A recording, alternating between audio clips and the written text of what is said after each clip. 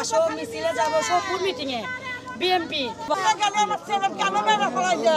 তারা আমি বিচার চাই শম্ভু রাহুল তারপর দালালের দিতে চাই না আরেকবার আমি গণভোটের মাদক করছিল 160 সিলাই দিত বলছে দুপুর 4টার দিক বলছে আসো মিছিলে যাবো সবপুর মিটিং এ বিএমপি তো ওখানে না কোনো ভেজাল না কোনো না ওই 4 মাস আগে ওর সাথে মারামারি হচ্ছিল ওই রিসু ধরেই মারছে। আমার স্বামী হত্যাকারী বিচার চাই, ফাঁসি চাই। যে যে এলাকার লোক জড়িত আছে আমি চাই সবার নামে মামলা হোক, সে চালাপাড়ারই হোক আর সুলতানপট্টিরই হোক আর ফুলবাড়িরই হোক, যে পাড়ারই লোক হোক আমি চাই এটাই ভালো করে তদন্ত নিয়ে যে যে আছে আমরা এটাই বিচার চাই, এটাই ফাঁসি চাই। আম্বুলের বাসার সামনে ওই ঠিক মিশনে ওখানে আমার ভাইক মারছে, বলতেছে ভাইক মেরে ফেলে দিছে। পরে বললাম যে আপনি ভাইয়ের সাথে আসছিলেন না, হচ্ছে আমি আসছিলাম। ভাইক বললাম যে দৌড় মারো, ওরা অনেকজন আসছিল। পরে বিশু দৌড় মারছে, ভাইক বলে ধাবড়ে ধরে ওখানে মারছে। ওখানে শুনলাম শাওন, তারপরে এদিকে রাহুল, ফয়সাল, তারপরে হচ্ছে আপনার আপেল আরও অনেকে আসছিল ওখানে, শম্ভু আসছিল, আরও অনেকে আসছিল।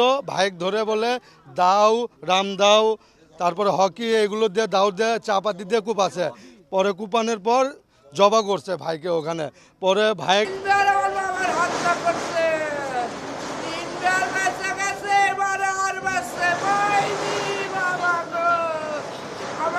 শেষ করে দিছে, জালে শেষ করে দিছে। ওর ফাঁসি চাই বাবা, আমার খারাপ আটারও ফাঁসি চাই আমরা ফাঁসি চাই বাবা, তোমরা এই বিচার করো বাবা। বাত ব্যথা, প্যারালাইসিস কিংবা আর্থ্রাইটিস, আধুনিক ফিজিওথেরাপি ও পুনর্বাসন চিকিৎসায় নির্ভরযোগ্য নাম ডিপিআরসি। আপনারা ইতিমধ্যে জেনেছেন যে উত্তর চালুপাড়ার রবিন, ওনার পিতার নাম মিরাজ।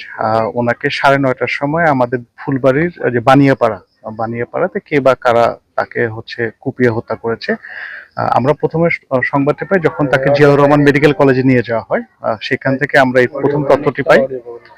আর এরপর পরই আমরা আসলে ঘটনাস্থল ভিজিট করি, আমি এবং ওসি সদর এবং আমাদের জানাই এটা হচ্ছে ফুলবাড়ি জুরিসডিকশন, আইসি ফুলবাড়ি সহ আমরা ঘটনাস্থল পরিদর্শন করেছি।